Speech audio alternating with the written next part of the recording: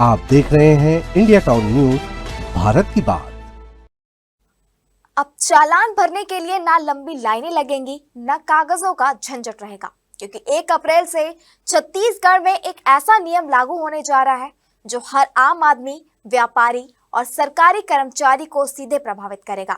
अब एक छोटी सी गलती भी नहीं चलेगी, क्योंकि पूरा सिस्टम होने जा रहा है डिजिटल। मैन्युअल चालान पूरी तरह खत्म होगा और अब हर भुगतान सिर्फ ऑनलाइन होगा। नमस्कार, आप देख रहे हैं इंडिया टाउन न्यूज और मैं हूं आपके साथ हर्षिता। आज हम आपको दिखाएंगे इस बड़े फैसले का पूरा असर, पूरी प्रक्रिया और इससे जुड़ी हर जरूरी जानकारी।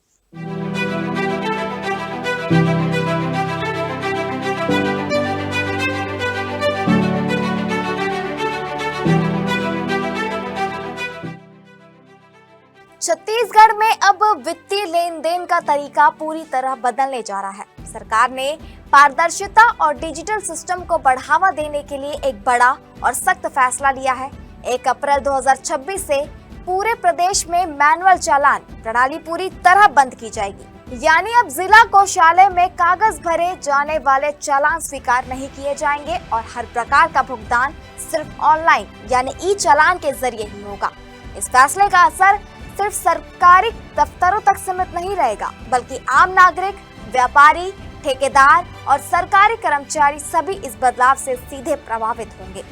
लेकिन अब सबसे बड़ा सवाल यही उठता है, आखिर अचानक ऐसा क्या हुआ? सरकार को इतने बड़े स्तर पर मैनुअल सिस्टम को पूरी तरह खत्म करने का फैसला लेना पड़ा। दरअसल मैनुअल चालान प्रणाली लंबे समय से कई समस्याओं से जूझ रही थी। कई मामलों में गलत मद का चयन हो जाता था। डेटा एंट्री में छोटी छोटी गलतियां भी बड़े वित्तीय अंतर पैदा कर देती थी। कई बार चालान गुम हो जाते थे और भुगतान प्रक्रिया में अनावश्यक देरी भी देखने को मिलती थी। इन सब वजहों से न केवल काम की गति प्रभावित होती थी, बल्कि वित्तीय पारदर्शिता और सटीकता पर भी सवाल खड़े होते थे। जिला कोषालय अधिकारी गजानन पटेल के मुताबिक मैनुअल सिस्टम में मानवीय त्रुटियों की संभावना काफी ज्यादा रहती थी, जिससे लेखा जोखा और रिकॉर्ड मैनेजमेंट में दिक्कतें आती थी।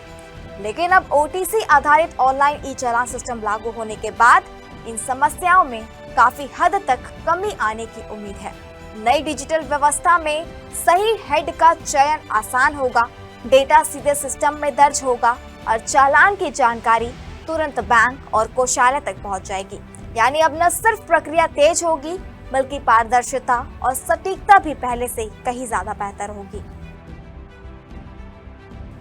तो अब सबसे बड़ा सवाल ये उठता है, आखिर ये नया ऑनलाइन सिस्टम काम कैसे करेगा? क्या आम लोगों के लिए ये प्रक्रिया आसान होगी या फिर तकनीकी जानकारी की कमी एक नई चुनौती तक बन सकती है? और सबसे अहम, अब नागरिक को चालान जमा करने के लिए अब क्या करना होगा? नई व्यवस्था के तहत अब सभी प्रकार के चालान ई कोष पोर्टल के ई चालान मॉड्यूल के माध्यम से जमा किए जाएंगे।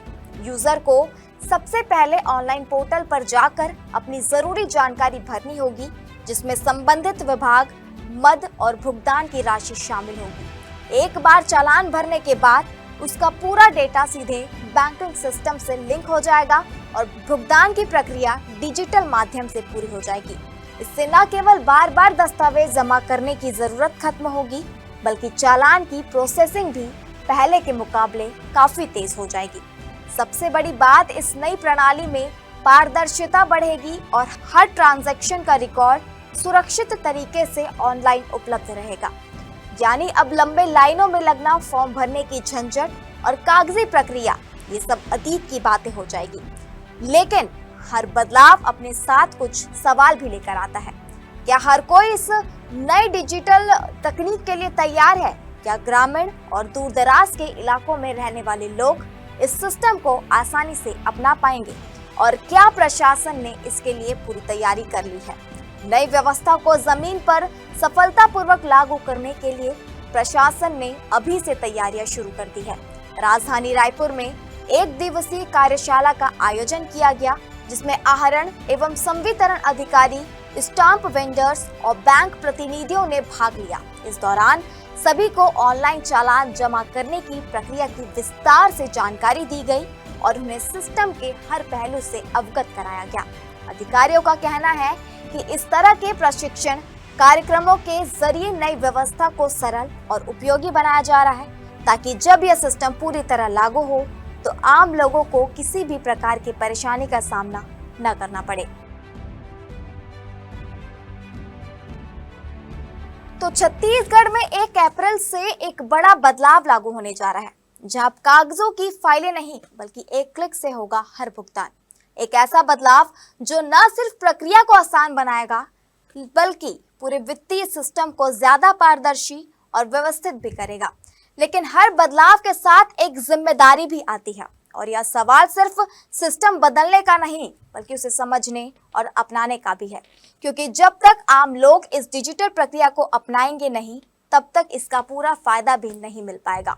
उम्मीद है कि जागरूकता, प्रशिक्षण और तकनीकी सहयोग के जरिए यह बदलाव सभी के लिए आसान और उपयोगी बनेगा।